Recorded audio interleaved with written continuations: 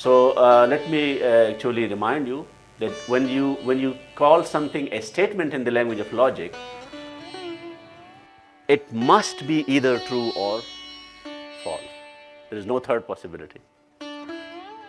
Yeah. So if it is if let's assume that it is a statement, which may or may not be wrong. If I call this a statement, then it must be I must be able to tell without any confusion whether this is true or false. Can I do that? No, I can't do that. Right? So it means that even if you forget about this language, if you go back to the language of equations, this is an equation, but this is neither a true equation nor a false equation, because you cannot say that for certain, because you have no idea about x. Okay, and if you but if you want to call it a statement, that is wrong, right? So it means that logic will have a different name for this. By the way, if you want to classify it in the language of equation, true equation, false equation, this is called a conditionally true equation.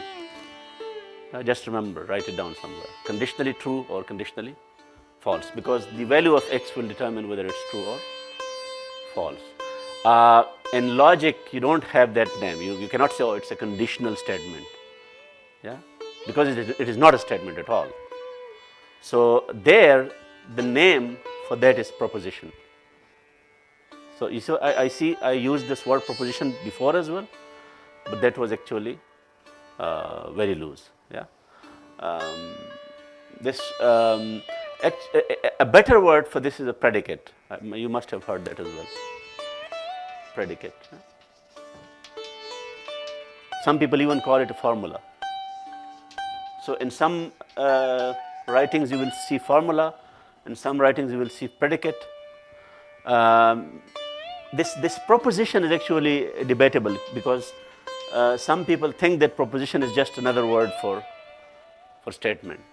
Yeah. So there I would put a question mark. It depends on which author you are reading, but these two are clear: predicate and formula, right?